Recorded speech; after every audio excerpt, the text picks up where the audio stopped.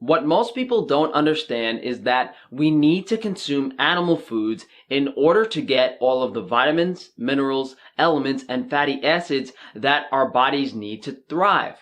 This is because animal foods have all of these nutrients in their most bioavailable form.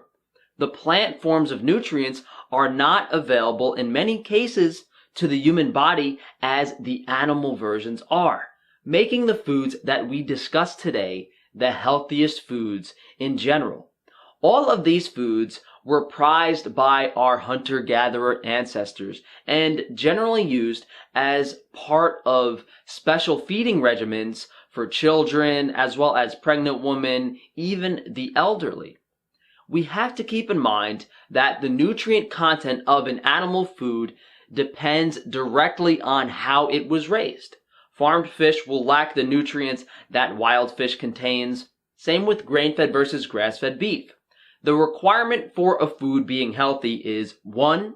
Be an animal food, and 2. Be of high quality. I know this goes against what we've been told our whole lives, and a lot of these preconceived notions can become hard to overcome, especially when we start discussing the need to eat nose to tail, all parts of the animal. Of course, eating an egg is much more approachable than chomping down on some fish guts. Another thing is that different nutrients are stored in different tissues on the animal.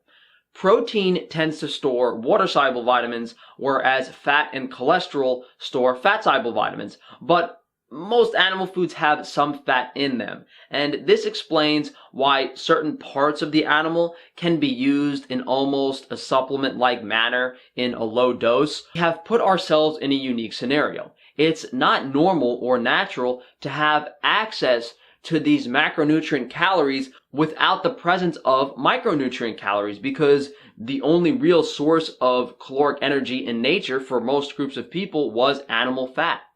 Modern plant foods and high carbohydrate consumption allows this. Selecting the fatty parts of the animal was observed in all hunter-gatherer groups. The fats stored around the kidneys, bone marrow, brains, brisket, belly, short ribs, it's something that we prefer naturally for a reason. When we analyze the nutrition value of this fat, it contains all of the fat-soluble vitamins we need in balanced amounts. Granted, it is of high quality, as we discussed earlier. Number 7, bone marrow.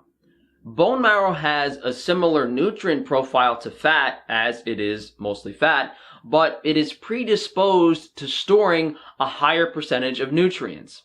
Even if an animal is in a very malnourished state, literally having no fat stores left, the body will still have some fat in the bone marrow. This means that as a hunter or a predator, even in times of starvation, you could have killed an animal and obtained fat calories from the marrow.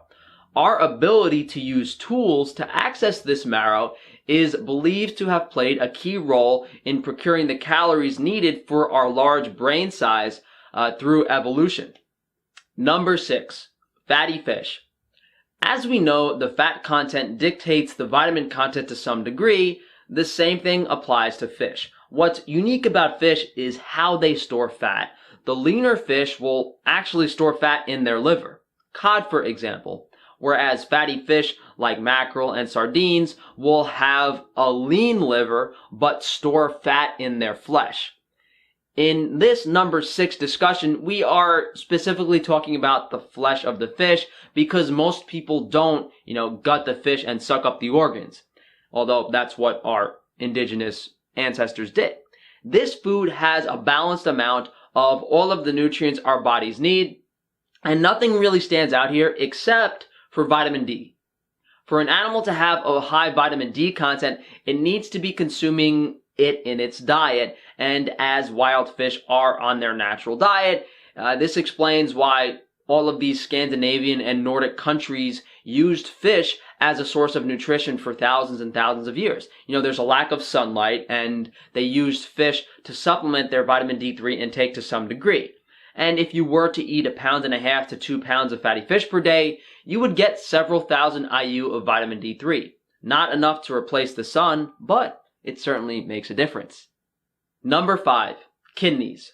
Kidneys are an organ that is commonly overlooked, and for fairly good reason, as they tend to smell like urine and be difficult to prepare in an approachable manner from a culinary standpoint. Kidneys, just like liver, actually have every nutrient our body needs. The main difference is that kidneys don't boast the super high vitamin A content that liver has, trading it for a slightly higher selenium content. Organs, kidney in this case, also tend to have a higher cholesterol content. This takes the stress of producing cholesterol off of